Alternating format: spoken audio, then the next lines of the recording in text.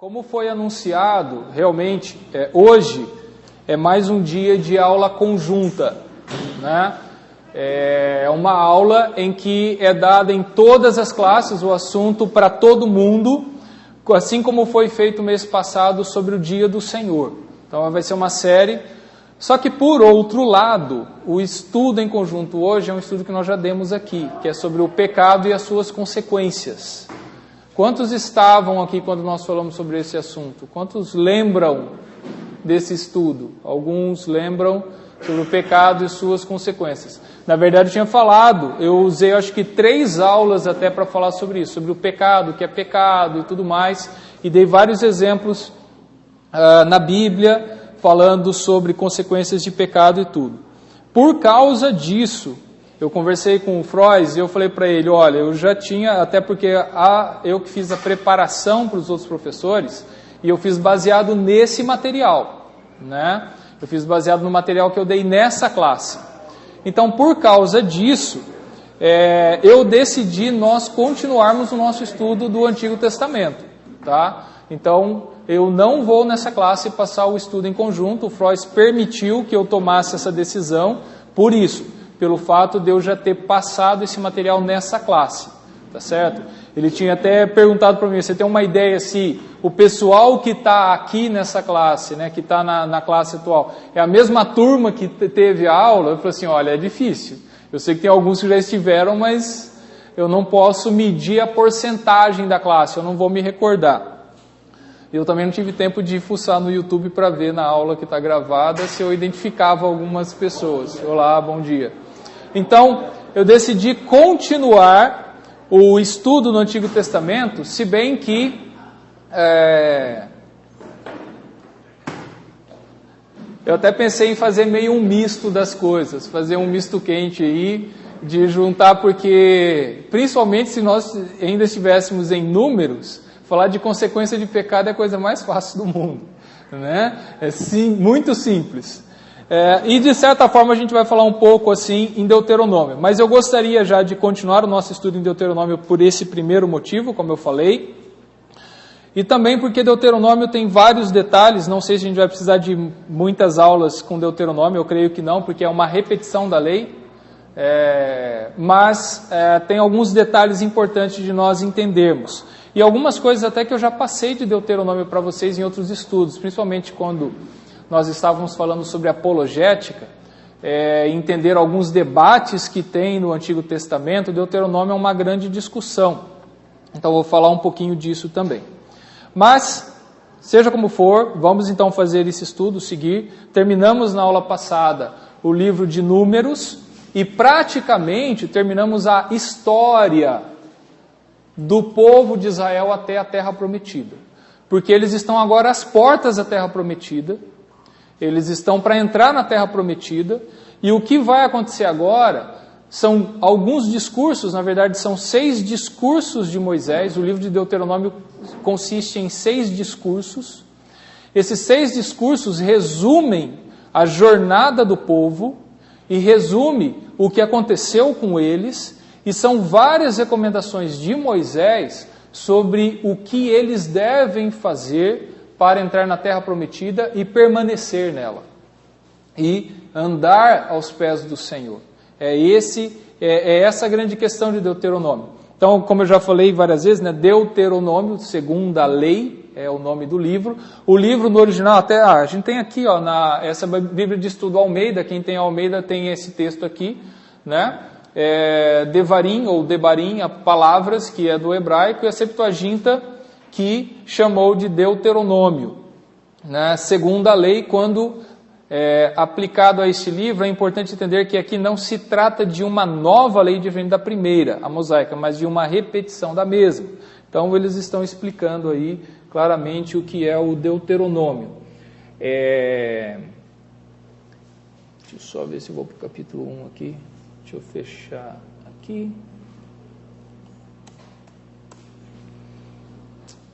Então, o livro de Deuteronômio, o que ele vai acontecer? Vamos ler os primeiros versículos que vão explicar o que vai acontecer. São essas as palavras que Moisés falou a todo Israel, da além do Jordão, no deserto, na Arabá, defronte do mar de Suf, entre Parã, Tofel, Labã, Azerote e Dizaabe. Jornada de 11 dias há desde Horebe, pelo caminho da montanha de Seir, até Cades Barneia.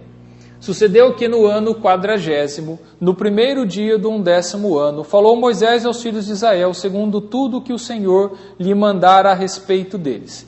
Depois que feriu a Seom, rei dos amorreus, que habitava em Esbom, e a Og, rei de Bazã, que habitava em Astarote e em Edrei.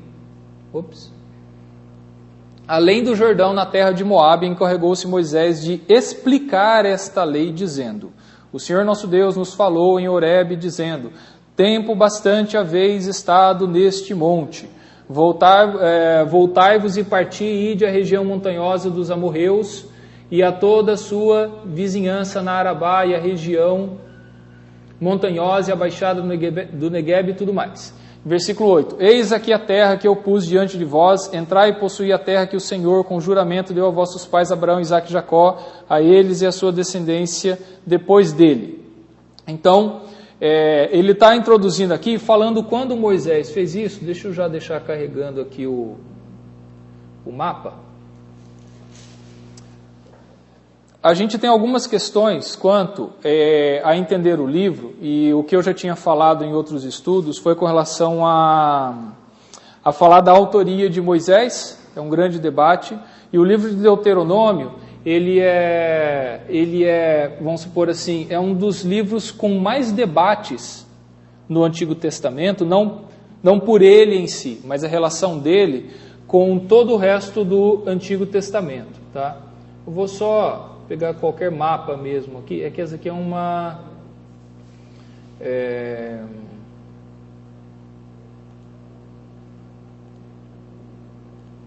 eu ver se eu acho um mapa que coloca outros dados. Não, só um instantinho. Aqui já está bom. Esse aqui é o Vaguer. Veja que lá no começo do livro, ele foi descrito, e isso é engraçado, né? Eu não tenho uma explicação, eu não vi nenhum comentário explicando a questão do que acontece, mas, e na verdade até, porque aqui fala que é o seguinte, do Monte Sinai, que está aqui, até Cades Barneia, é caminho de 11 dias. Agora, o povo gastou 3 meses ali do Egito para chegar aqui. Foi uma viagem de 3 meses. Só que presta atenção no seguinte, vamos lá para o texto. Cadê quando ele fala que é caminho de 11 dias? Aqui, ó. Jornada de 11 dias há desde Horebe pelo caminho da montanha de Seir até Cades Barneia. O texto não está dizendo que eles gastaram 11 dias. O texto está dizendo que aquele caminho demora-se 11 dias para percorrer.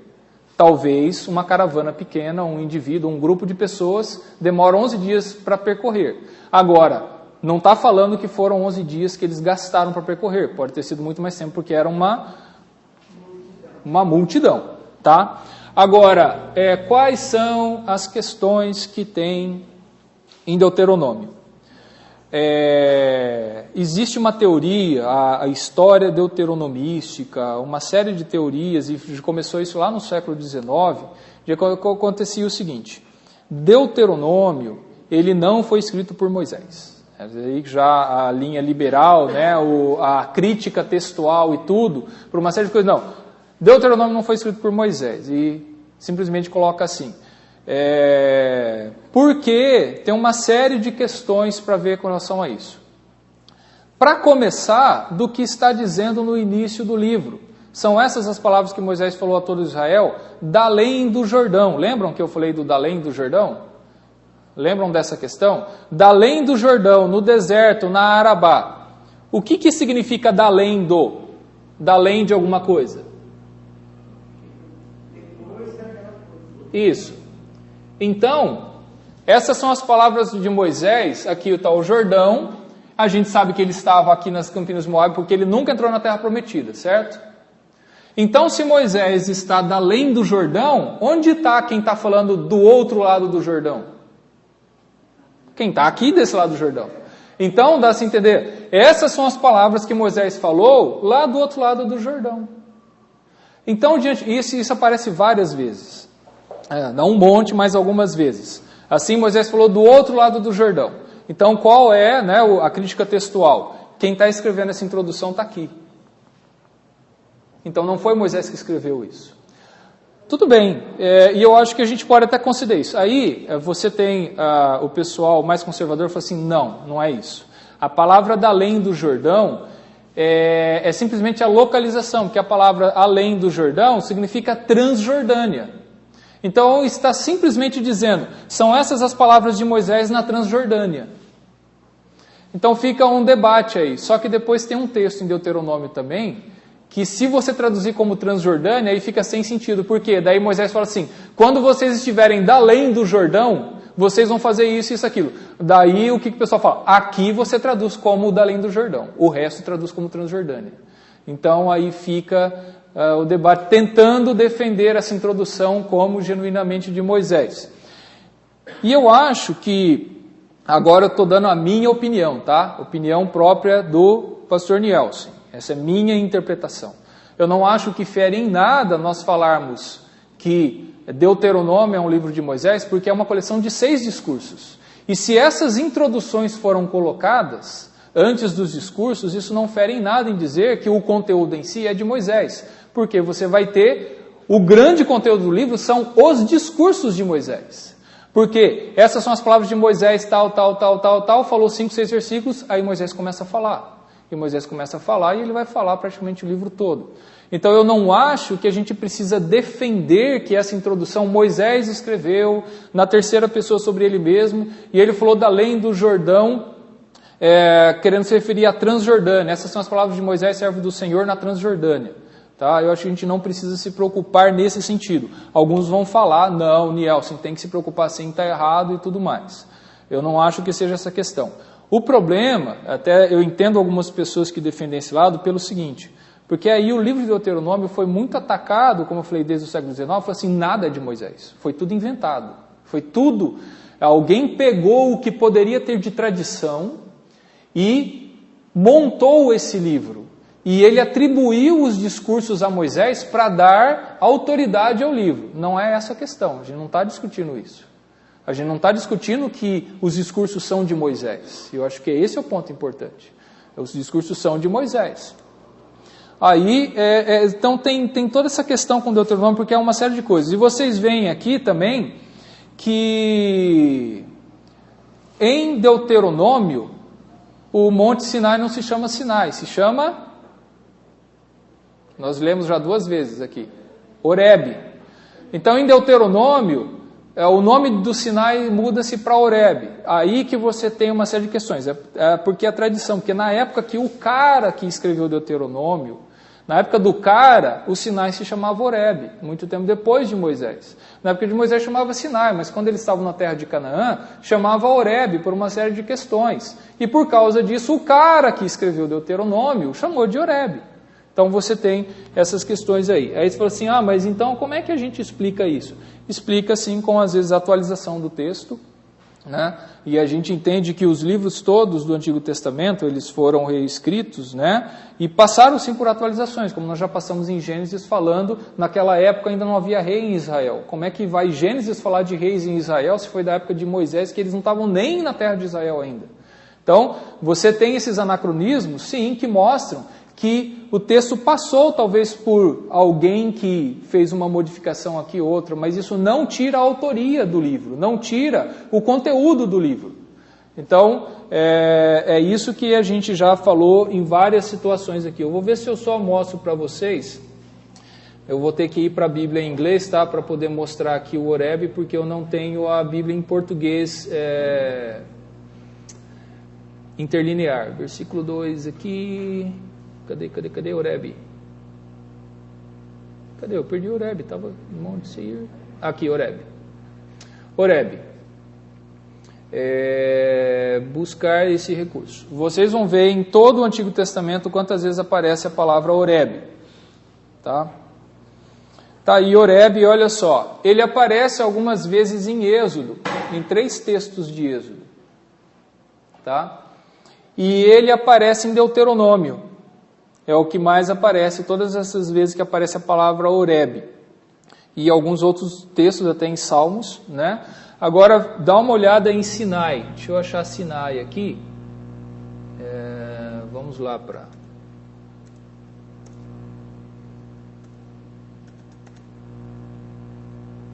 Ok, achamos Sinai. E aí você vai ver que Sinai acontece muito mais vezes, e você vê em Êxodo, uma grande quantidade, Levíticos, Números. Esses livros todos, eles vão usar, principalmente Levíticos e Números, usam exclusivamente Sinai. E em Deuteronômio existe uma ocorrência, capítulo 33, versículo 2, que são as bênçãos que Moisés profere para as tribos.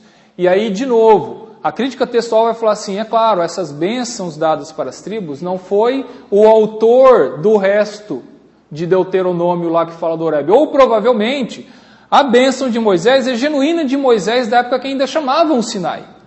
Agora, quando o cara escreveu Deuteronômio, ele usava Horebe e usou. Daí quando ele pegou a fonte lá de Moisés, que era só o poema de Moisés, ele deixou o Sinai lá, talvez porque ele nem lembrou que ele tinha que atualizar para Horebe, e ficou desse jeito, né?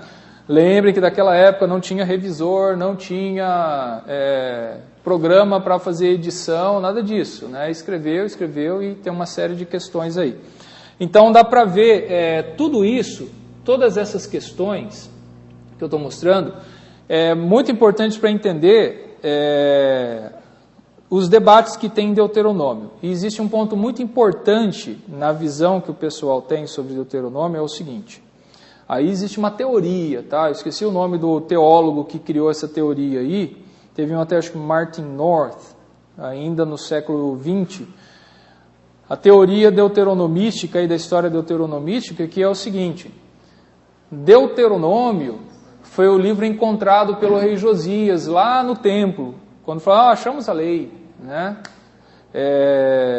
E aí seria Deuteronômio, na verdade dos capítulos 12 a 26, que é o bloco da lei. Bem no meio de Deuteronômio está um bloco, que seria um discurso grande de Moisés, que é um resumão de toda a lei que foi dada, que estão em Êxodo, Levítico e Número. Êxodo, Levítico e Número, os três têm leis e normas, estatutos. Aí Deuteronômio tem um resumo dela, tem um bloco todo. Você vai ver que também, ainda antes desse bloco, você tem a repetição de outras leis, como Deuteronômio repete os 10 mandamentos, lá no capítulo 5. Então, o pessoal tem toda uma teoria de que a base, o que o povo tinha de referência, em grande parte ali da história que acontece dentro da terra de Canaã, era o livro de Deuteronômio, era o conteúdo de Deuteronômio, né? Porque não que não tinha o resto, mas que talvez tinha, mas não se consultava. A gente já tem Deuteronômio, tem a base para tudo que a gente precisa, né? Então tem todas essas discussões aí. Saindo um pouco dessas discussões, desses debates, começando a olhar um pouco mais para o texto, é importante entender então que, né, o povo... Vai para baixo. O povo saiu lá debaixo de Horebe, né? Chegou aqui em Cades Barneia, era para eles subirem lá, isso tudo que a gente viu em Números, para conhecer a terra. Aqui acontece a questão dos espias, os espias dão um relatório negativo, vão passar 38 anos aqui para morrer toda aquela geração, vocês vão ver vezes por vezes se repetindo o que aconteceu aqui. E aí eles vão para o caminho, até como eu falei, provavelmente não era bem esse caminho aqui, que eles devem ter dado a volta, porque aqui está, quem lembra? Que terra está aqui? Edom e Moabe, exatamente. Eles passaram por aqui, nem Edom nem Moabe autorizou a passagem deles, eles deram volta, passaram por lá e pararam nas campinas de Moabe lá, onde eles começaram a se estabelecer, né? E agora o livro de Deuteronômio acontece nesse local. Moisés dá os seus discursos aqui, à porta da terra de Canaã. Inclusive o texto vai descrever na altura de Jericó. Eles vão, quando vai acontecer, né? Josué vem com o povo, eles atravessam, a primeira cidade que está aqui é Jericó, e vai acontecer a história lá de Jericó, que as muralhas caem e tudo. É a primeira grande vitória do povo que vai começar a campanha de domínio da terra. Deuteronômio acontece nesse lugar.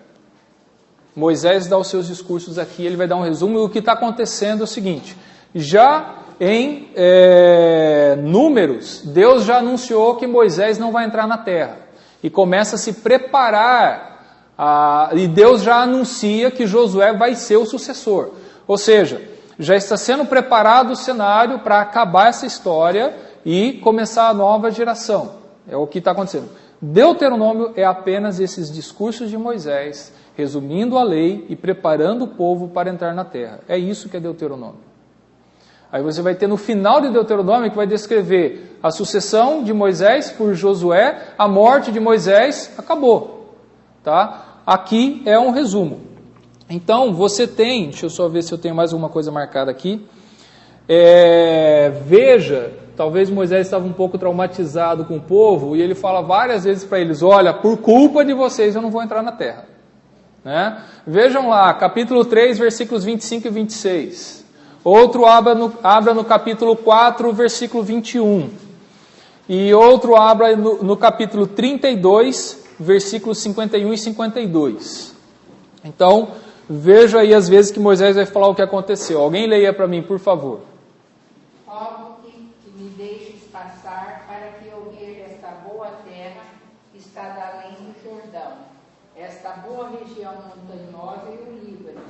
Porém o Senhor indignou-se muito contra mim, por vossa causa, e não me ouviu. Antes me disse: basta, não me fales mais nisto. Esse é o 3? 25, 26. Alguém lê o 4, 21, por favor. Também o Senhor se indignou contra mim por vossa causa, e jurou que eu não passaria o Jordão, e não entraria na boa terra que o Senhor teu Deus te dá por herança. Isso, 32, 51, 52. Portanto, prevaricastes contra mim no meio dos filhos de Israel, nas águas de Meribá de Cades, no deserto vizinho, pois não me santificaste no meio dos filhos de Israel. Pelo que verás a terra de fronte de ti, porém, não entrarás nela, na terra que dou aos filhos de Israel. Isso, essa daí foi o caso que está lá em Números, né? É o caso das águas de Meribá, quando tem pela primeira vez Deus falando: por causa disso você não me santificou, você não vai entrar na terra. Só que por outro lado, por esses outros textos, até o 3, 25 e 26 principalmente, dá a ideia de que por causa do povo, e não por causa dessa atitude de Moisés nas águas de Meribá, é que Deus está impedindo ele de entrar na terra. E é claro, aí deve ter um conjunto de coisas, vamos supor, Deus, tipo, chega Moisés, porque você está sempre tomando o partido do povo. Você está, o povo apronta. Quantas vezes eu já tinha sugerido em Êxodo 32, Moisés, eu vou acabar com esse povo, que eu estou por aqui com eles, e de você eu vou fazer uma grande nação. Deus fala isso, a proposta que Deus fez para o Abraão de fazer dele uma grande nação, ele faz para o Moisés, porque ele falou assim: eu não aguento mais esse povo. Aí o Moisés intercede: não, Deus, vai lá, vai, perdoa, porque vão falar mal do Senhor, vão falar mal da gente, tudo perdoa. Aí Deus: tá bom, eu perdoo. Vamos lá. E continua por várias vezes. Quantas vezes em Números nós vimos Moisés intercedendo pelo povo? Olha lá, ele se ajoelha, se humilha e pede perdão pelo povo, e pede para Deus perdoar o povo, e Deus perdoa, e Deus está usando Moisés em tudo isso. Mas o Moisés, de certa forma, fica meio assim, tadinho do povo, mas Deus tem que entender. Talvez por tudo isso, e quando chegou nas águas de Meribá lá, Deus falou assim: você não vai entrar. Existe um ponto importante aí, eu acho que até aqui no capítulo 3, o capítulo 3, 20 e... tadinho de mim. 3, 24. Cadê? Aqui, 25 e 26, né? Acontece o seguinte: quando você vê, Moisés ele vai relatar aqui em Deuteronômio, olha, a gente entrou, eu tenho um resuminho aqui. Aqui é um esboço de Deuteronômio, tá? Vamos ver se a gente deixa um pouco melhor para vocês. Um pouquinho, por exemplo, primeiro discurso de Moisés. Eventos do Sinai até o Jordão. A ordem de deixar o Sinai, Moisés nomeia juízes. Aqui Moisés fala assim, daí Deus mandou eu nomear juízes, eu fiz isso, aquilo. Aí quando a gente chegou em Cádiz Barneia, nós mandamos os espias. Está aqui, ó, capítulo 1, versículos 19 e 33, ele está dando um resumão do que aconteceu. Então você pode ver tudo isso daí. Aí aqui, quando Deus pune Israel, tá? Porque essa geração não vai entrar na terra. E aconteceu o seguinte, quando eles chegaram em Cádiz Barneia, deixa eu ver até se eu acho o versículo aqui.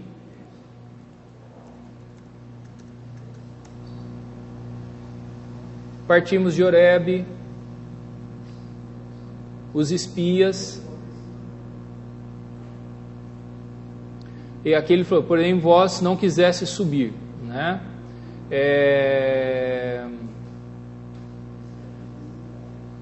O Moisés fala, aqui ó, então todos vós vos chegastes a mim e disseste, mandemos homens adiante de nós, para que nos espiem a terra e nos diga por que caminho devemos subir e a que cidade devemos ir. Isso me pareceu bem, de maneira que tomei dentre vós 12 homens de cada um de uma tribo e foram subir a região montanhosa, espias e tudo mais. Quando você lê Deuteronômio, em detrimento dos outros relatos, você vê em Deuteronômio alguns detalhes que não estão nos outros relatos. E talvez aconteceu assim, pareceu bem a Moisés mandar espias, ou seja, não há nada dizendo que era para ter mandado espias. Quando eles chegaram na terra, Deus tinha falado, quando vocês chegarem lá, vai lá e toma a terra, entra nela. Aí Deuteronômio começa a mostrar uma ideia de que eles tiveram a ideia de dar uma olhadinha primeiro. E foi a olhadinha que assustou o povo. Então, começa a mostrar em Deuteronômio um pouco alguns detalhes que não estão nas outras histórias, e você começa a perceber essas nuances, que pode ter acontecido. Aí depende, às vezes, de interpretação, e o problema da interpretação é a extrapolação. É você exagerar o que você acha que está dizendo. Por isso que a gente tem que andar com passos muito cuidadosos. Mas dá a impressão de que Deus vai reprovar Moisés logo depois disso, assim, porque Deus disse que a gente não vai tomar a terra por causa disso. E eu também não vou entrar, porque é aquela geração inteira. O próprio Moisés está fazendo parte da geração que foi reprovada por Deus. Somente Josué e Caleb, os únicos dois que vão entrar. Então o Moisés parece que entrou na roda, tá?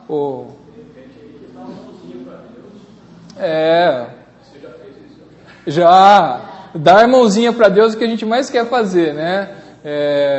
A gente tenta, Deus está até dirigindo a gente a fazer alguma coisa, mas a gente acaba passando dos limites, fazendo mais do que Ele mandou, e a gente quebra a cara.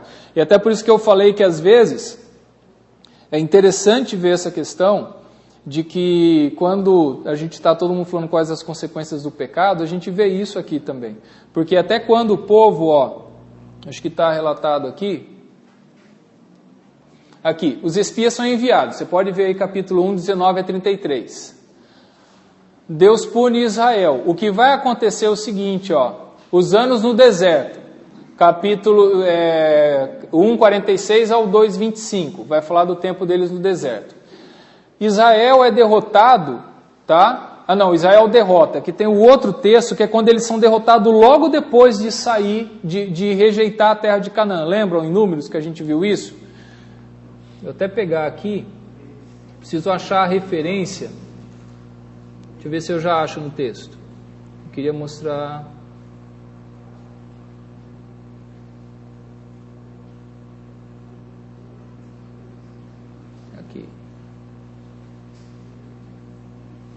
Aqui, até por isso, também contra mim se indignou, o texto que nós lemos, né, por causa de vós. E isso falando lá do relato dos espias. Aqui, o povo derrotado em Horma. Olha o que acontece com o povo. A gente viu em Números, né, em Números 14 fala isso. Depois que Deus falou, vocês vão morrer no deserto, que vocês não crerem em mim, eu vou acabar com essa geração. Aí o povo, puxa, nós pecamos. pecamos contra o Senhor, nós subiremos e pelejaremos segundo tudo que o Senhor nos ordenou, nós vamos fazer, agora a gente se arrependeu, a gente vai. Só que Deus já falou, não vai. Não, a gente vai resolver. Deus pode deixar que a gente corrige o problema. Deixa com a gente. O povo morre. Eles são derrotados. Deus falou, não, espera um pouquinho, vocês não estão entendendo. Vocês já erraram. Vocês, olha só, até Números, é legal que ele vai falar assim, vocês blasfemaram contra a terra. Tipo, eu coloquei uma terra santa e vocês falaram mal da terra que eu dei para vocês. Vocês não vão entrar. Não adianta vocês quererem entrar agora, porque eu já falei que não vai. Não, mas deixa a gente corrigir, dá uma segunda chance. Não, eu já sei o que eu vou fazer com vocês. E Deuteronômio vai explicar algumas coisas, que é o ponto que eu quero chegar hoje na aula. A gente não vai seguir a sequência dos capítulos aí, porque eu quero enfatizar os capítulos principais para hoje, para a gente falar. Mas é importante ver a consequência do pecado do povo. Falar assim, ó, você, de certa forma, talvez Deus até falou assim, vocês não estão prontos para entrar, não vai ter jeito. Vocês são rebeldes demais, não dá. Chegou o ponto que não dá. Vocês não servem para entrar nessa terra. Eu vou ter que preparar uma nova geração para isso. E aí é o que vai começar a acontecer. Então o povo quis tentar, agora que Deus vai castigar a gente, vai colocar a gente 40 anos no deserto, então acho que é melhor a gente tentar entrar. Né? E aí, não, espera um pouquinho, você precisa de tratamento. Então é tudo isso que vai estar acontecendo e a gente vai ver esses discursos de Moisés. Para hoje, eu gostaria que nós fôssemos para os capítulos 6, 7 e 8, que eu já falei aqui também que eles são capítulos chaves. Né?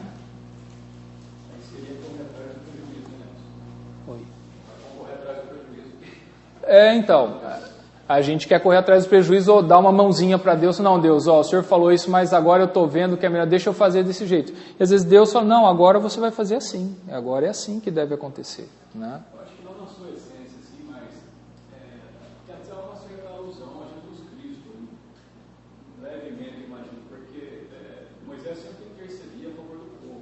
Né? Uhum. Deus vou acabar com o povo. Não. E Jesus Sim. também, né? Sim. Não, Moisés é sim uma figura. Isso. Você queria falar? Depois eu vou voltar naquele assunto. Pode falar. É verdade, então, que Deus priva a gente de algumas bênçãos quando a gente peca? Sim. Consequência do pecado. Claro. Às vezes até ele priva a gente, porque ele está nos caminhando em direção ao que é bom, o que é reto, o que é abençoador, o que é bênção. Quando a gente desvia do caminho, a gente está se desviando disso que ele já preparou para a gente, entendeu? Essas são as consequências do pecado. E a gente tem, sim, consequências do pecado explicitamente. Se você está indo em direção a um caminho que não é a vontade de Deus para a sua vida, você vai ter as consequências, você vai perder muitas bênçãos, né? Você vai perder muito do que estaria já no plano de Deus, no rumo de Deus para a sua vida. Sem dúvida. Até nesse estudo sobre consequências de pecado, um dos pontos que a gente fala é o seguinte, não existe pecado que não tenha consequência. Não existe pecado que não tenha consequência. Eu falo, não, tem sim, pastor, é o seguinte, às vezes eu conto uma mentirinha, fica por isso mesmo. Você não entende, esse que é o ponto. Não, você tem consequência, porque quando você contou uma mentirinha, você está indo para longe da vontade de Deus e da comunhão com Ele. Você já está caminhando para uma fraqueza espiritual. É aquela questão, como a gente até falou assim, por exemplo, como é que uma pessoa comete adultério? Até porque o adultério ou um pecado nesse sentido é tão assustador para a gente. Porque para um cara ou uma mulher cometer adultério, ela já foi um caminho muito longo para fora do caminho de Deus. Não é uma pessoa que está andando em santidade, está andando na palavra de Deus, está firme, oração diária, lendo a palavra, caminhando com fé. Um dia olha para uma colega de trabalho e fala, eu quero adulterar, eu vou adulterar, hoje a gente faz isso. É um processo longo e um processo sutil. De muitas vezes, até eu lembro, uma vez o Fabinho compartilhou no Facebook um texto de Jó lindo, né, que Jó falou assim, eu fiz uma aliança com os meus olhos, de não mirar na donzela. Um texto muito lindo, né?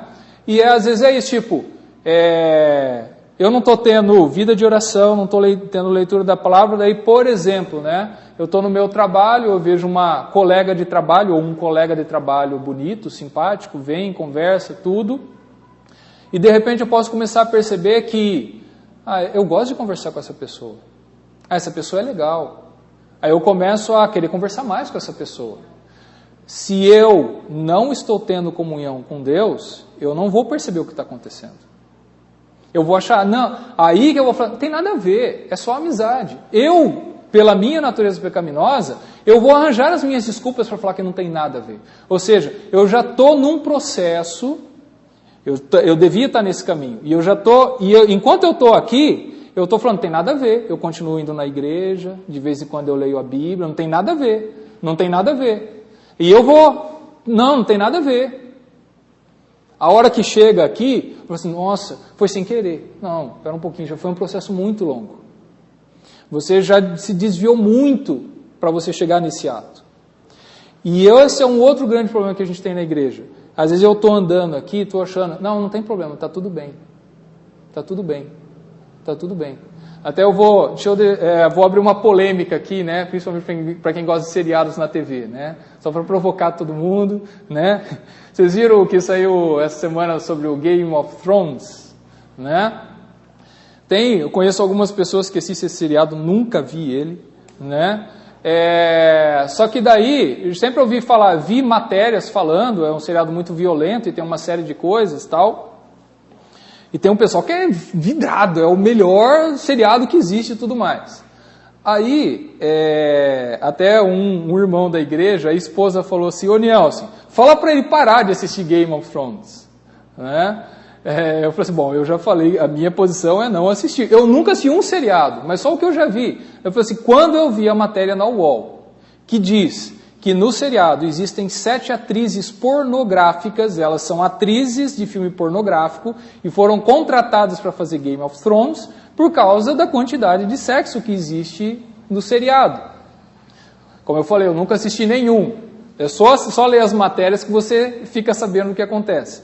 Eu falei assim, eu acho que nenhum cristão deveria assistir. E até, talvez eu possa dizer o seguinte, até tentando justificar algumas coisas, né? Talvez, não sei, alguns cristãos, alguns irmãos da igreja nasceram na igreja, não tem dificuldade nessa área, tudo. Eu não sei como é para você, mas para mim, eu até os 16 anos eu vivia no mundo. E quando eu tinha 9 anos de idade, eu já via as piores pornografias que se poderia ver. Porque eu fui exposto a isso, pelos meus irmãos, pelos primos e tudo. Até sexo com animais, as piores coisas do mundo. Eu sei que eu não devo me expor a isso. Então eu falei assim, isso não dá para mim. Se um outro cristão acha que não tem problema nenhum, eu acho muito estranho, mas eu não posso julgar. Agora, o que aconteceu? Por que eu estou jogando tudo isso? Aí o John Piper lançou 12 motivos, 12 perguntas que você deve fazer a você mesmo antes de assistir Game of Thrones. Ele coloca uma série de argumentos. E eu vi até um blog de um cristão americano tentando defender, ele não defende os 12 pontos, ele defende só alguns, né? Talvez que sejam mais fáceis tentar defender. E fica nisso, não, eu sou cristão, mas eu acho que não tem problema nenhum, porque a história é legal, porque isso, porque aquilo, tudo mais, né? Eu acho que uma solução seria, de repente, fazer a versão 2 do Game of Thrones, tira todas as cenas, fala assim, ó, nessa cena, o fulano de tal tem relação com a fulano de tal, deixa tudo preto, né? Daí alguns falam, aí não tem graça. Aí não tem graça, né? Aí fica complicado. Então, por que eu estou contando essa história? Será que às vezes eu devia estar nesse caminho e eu estou um pouco assim, falei assim, não tem nada a ver. Não tem nada a ver. É bobagem, isso não me afeta. Será? Eu não estou aqui para julgar ninguém, estou questionando isso. Tá? Será que essas coisas não me afetam mesmo? Será que isso não é problema? Será que às vezes eu estou abrindo espaço para um desvio da rota que pode acabar me levando para um desvio ainda maior? É isso que a gente deve questionar. E um problema que eu vejo talvez hoje na nossa fé é aquele negócio assim, nós deveríamos estar andando nesse caminho. E todo mundo sabe que deveria.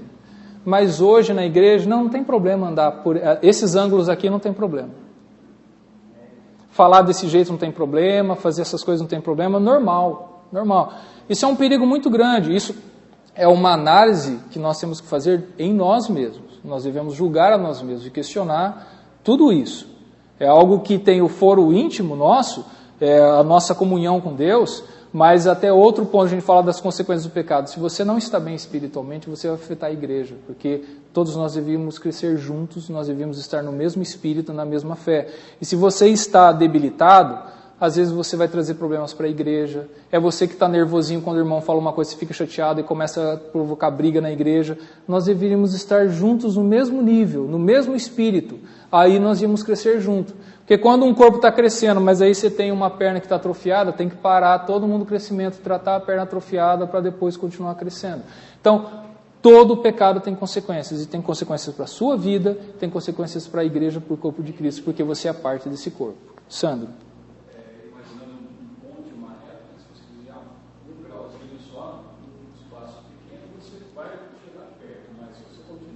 Exatamente. Por exemplo, você sai do Brasil, desvia um grau, às vezes você dos Estados Unidos para a China. Exatamente. Então, e é bem importante isso que você está falando, é exatamente isso. Porque eu falo assim, não, eu sei que eu não estou fazendo o ideal, mas eu estou fazendo quase, eu estou quase lá, tá bom. Né? E aí eu tenho isso, a coisa vai, o ângulo vai se ampliando, eu vou me distanciando, porque eu vou me acostumando com aquilo e é normal, não tem problema nenhum. O João.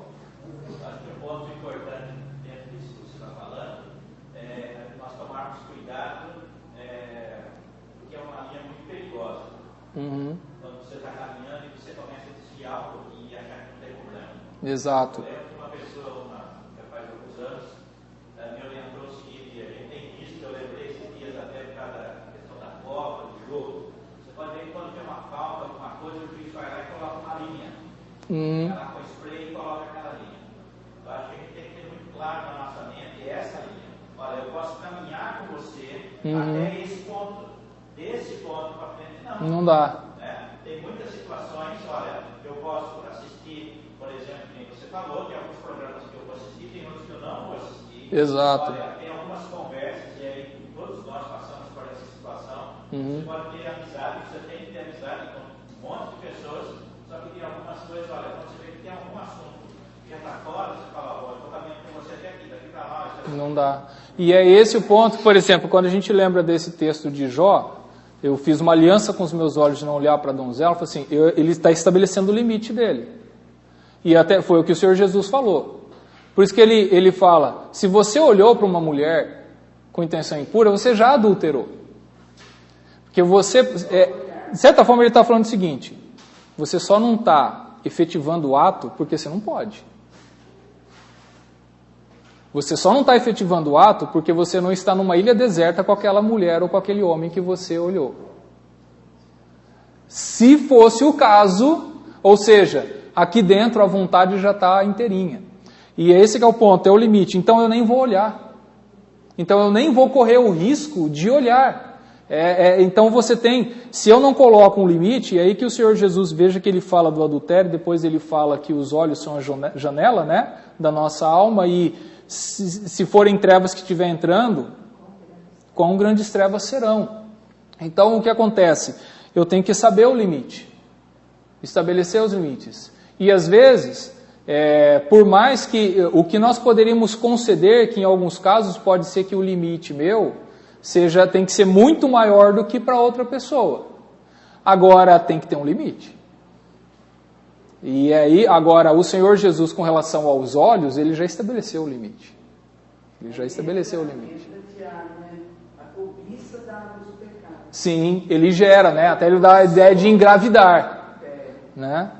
Eu não me lembro se na Bíblia a palavra é calcificado ou assim, insensível, mas na nossa sociedade hoje, na nossa vida, a gente vê muita coisa que a gente acaba ficando e não liga mais. Sim. Tem uma situação normal que acaba, às vezes, não dando atenção, até estar junto, pode ficar, tudo bem. Então, o pecado fica, você não sente mais calcificado nisso. Você não sente mais com o pecado. Questão de assistir certas programações. Sim. Não vou nem botar na família, ou você está com um amigo numa conversa que não tem nada a ver, e você está junto, não sente mais. E essa é uma questão, por exemplo, a questão de, eu diria, quem sabe um dia a gente fala um pouco sobre isso, mas é uma questão difícil porque todos nós temos que nos confrontar com relação a isso, é realmente sobre aquilo que é para nós diversão, vamos supor, né? Como a gente se entretém ou se diverte, até questionar isso, o quanto a gente deve se divertir, porque eu posso ser um grande cristão e a minha vida está em direção a, eu quero me divertir, eu quero ter privilégio, eu quero curtir uma boa vida, e eu estou perdendo o propósito da minha vida, que seria servir a Deus. Isso é uma questão gigantesca hoje em dia. Porque tem um monte de, não, eu estou na igreja, eu estou aqui tudo, até quando a gente falou sobre o dia do Senhor, né? Às vezes gente que todo final de semana está viajando.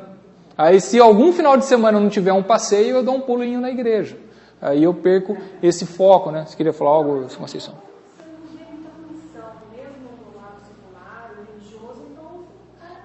Exatamente. Isso que é uma coisa que eu acho, que eu estou muito feliz de ver na nossa igreja, é o conselho trabalhando muito em relação a isso, hoje em dia. Trabalhando em relação ao pecado. Então, por exemplo, nos últimos 2 meses, foi cogitado ser chamado 3 pessoas no conselho. Tá? Uma já veio, outra vai vir, então nós temos questões... Não, na verdade, as 3 pessoas foram tratadas pelo conselho. Uma pessoa só não veio aqui. O conselho foi até a pessoa, uma comissão do conselho. Então, é uma coisa difícil e realmente...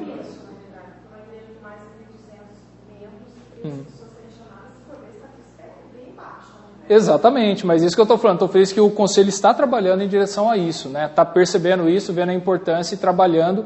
Agora, além disso, você tem algumas questões que, aí que está, eu estou falando de pessoas que foram chamadas oficialmente para o conselho, foi uma comissão do conselho. Agora, você tem vários outros casos, na verdade, a maioria dos casos a igreja nunca fica sabendo, porque é o seguinte, você tem presbíteros, e eu realmente admiro muito os presbíteros que a gente tem, porque eles não param de fazer visitas e de tratar as pessoas. O João está aqui, membro do conselho também, que pode dizer isso. Presbíteros que incansavelmente, e às vezes andaram a 2ª, a 3ª, a 4ª, a 5ª milha com a mesma pessoa, tentando trabalhar na vida dela.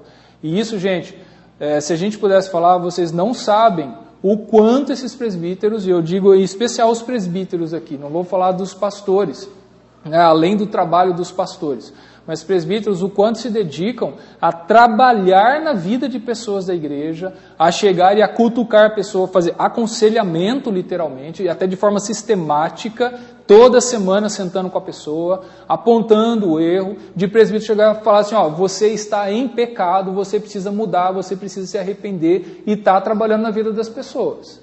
Né? Então, há muitas coisas que realmente a igreja não vê o que está acontecendo. E claro, sim, a gente tem que analisar, o próprio conselho analisar, ver como mais e o que mais tem que ser feito nesse sentido. Porque essa é uma questão muito importante hoje e a gente percebe que o confrontar, o chegar para as pessoas e falar assim, meu irmão, você está errado, meu irmão, você precisa mudar a sua conduta. Eu falo assim, as coisas que você está postando no Facebook está errado, você não pode fazer isso.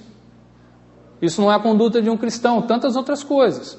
E é um processo que a gente tem que trabalhar sim na igreja. Concordo que isso é algo muito difícil hoje em dia. E sabe por que é difícil hoje em dia? Porque a gente corre o risco de transformar a igreja num comércio. Não, a gente não faz isso porque quem faz é aquelas outras igrejas, né? Eu não vou falar o nome, começa com Univiter, termina com Nersal, tal, tudo assim. Mas o que acontece? Essas igrejas fazem comércio explicitamente, mas eu posso fazer comércio aqui o seguinte, eu tenho que agradar a clientela, essa clientela, porque se eu não agradar esses clientes, eles vão procurar outro mercado. Então eu vou fazer o louvor do jeito que eles querem, eu vou pregar o que eles querem, eu vou fazer aquilo, e aí, esse é um grande perigo que a gente tem nas igrejas hoje. E foi muito interessante, permitam-me continuar um pouquinho esse assunto, quando eu estava lá no seminário, tem lá, às vezes, a turminha, na minha classe, tinha a turminha dos liberais, né? O pessoalzinho, criticavam todo mundo, tudo e todos. Aí vinha o professor de evangelismo, não é bem assim e tal, tudo e tal. Uma vez a gente tinha aula de plantação de igreja com o pastor Ricardo Agreste. O Ricardo Agreste sabia que, nas costas, essa turminha criticava ele.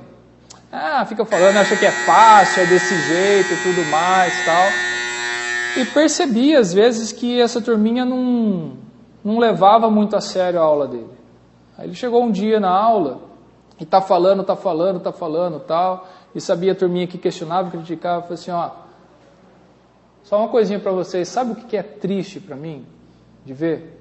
É que você vai se formar pastor, você vai assumir uma igreja, aí você vai ficar perdido, porque você não consegue fazer a igreja ir para frente. Aí sabe o que você vai fazer? Você vai pegar tudo quanto é moda que tiver no lixo gospel e vai enfiar na sua igreja, para tentar trazer gente. Você vai trazer o louvor que é da moda, as modas que são da moda, tudo que é para que você possa ter gente na sua igreja. Aí você vai ser o pastor medíocre que você está criticando hoje os outros. E você vai fazer o mesmo, ao invés de você aprender e buscar conhecer e fazer aquilo que é certo. Então, isso infelizmente às vezes acontece, né? É muito triste. Então, é uma luta que as igrejas têm que ter, os pastores, em não se dobrar à clientela, a precisar agradar. E sim, eu vou falar o que tem que ser falado. E, gente, se a gente falar tudo o que precisava ser falado, sim, vai ter gente que vai embora da igreja. Vai. Mas tem que ir. Fazer o quê? Tem gente que vai desistir da igreja? Vai. Né? Mas precisa ser falado. Então, é um processo e é importante a gente estar orando por isso e trabalhando nesse sentido. Não cheguei no capítulo 6, né? Que eu falei que ia chegar, mas a gente discutiu um pouco sobre todas essas questões. Vocês não podem dar corda porque o pastor fala demais, então ele não para, então vocês têm que perceber isso também, né? Mas, não sei quantos lembram que eu já falei dos capítulos 6, 7 e 8 de Deuteronômio, que são muito importantes. E quem lembra no que eu referi esses capítulos lá no Novo Testamento? Não? Capítulos 6, 7 e 8 são extremamente importantes para a tentação de Jesus. Jesus cita somente textos de Deuteronômio. 2 textos em Deuteronômio 6 e um em Deuteronômio 8. Porque nisso tudo está resumida a lei e pelo seguinte, aí eu posso mostrar para vocês, vou falar em mais detalhes na próxima aula. Jesus ele foi tentado no deserto, ele foi para o deserto por 40 dias, porque o povo de Israel ficou no deserto por 40 anos, e ele foi tentado para provar se ele era filho de Deus. O diabo, se você é filho de Deus, faz isso. E em tudo ele fez, ele provou que ele era filho de Deus. Ele não precisava provar para o diabo nada. Mas ele não provou com palavras que eu vou falar o seguinte para você, ô seu diabo, eu vou explicar para você que eu sou filho de Deus. A mamãe teve eu virgem, entendeu? E eu fui batizado pelo João lá e apareceu uma pombinha. Você viu a pombinha que apareceu? Você ouviu a voz lá que apareceu falando, esse é meu filho amado em quem me comprazo? Eu sou filho de Deus, cara. Eu tenho provas. Não foi isso. Ele simplesmente obedeceu em tudo o Pai. Ele fez exatamente o contrário do que o povo de Israel não fez no deserto. Por isso o povo de Israel não andou como o verdadeiro povo ou filho de Deus. E Jesus agora fala, eu agora sou o Israel de Deus, eu vou para o deserto e eu obedeço, eu passo fome como eles passaram, eu passo sede como eles passaram, eu passo os perigos do deserto, mas não reclamo em nenhum momento. Porque é mais importante obedecer do que sacrificar, eu não vou murmurar. Aí ele é aprovado como filho de Deus, ele é reconhecido como filho de Deus porque ele obedece. Os capítulos 6, 7 e 8 de Deuteronômio vêm falar isso para Moisés, né? O fim da lei é a obediência. Por isso que, e aqui está o mais importante, até achei bem interessante, o seguinte, Deuteronômio 6, aqui ó, ouve Israel, o Senhor nosso Deus é o único Senhor. Esse daí é o Shema, que é o que Israel repete até hoje 2 vezes por dia, todo judeu repete. Achei interessantíssimo, deixa eu ver se está aqui, nessa daqui não deve estar...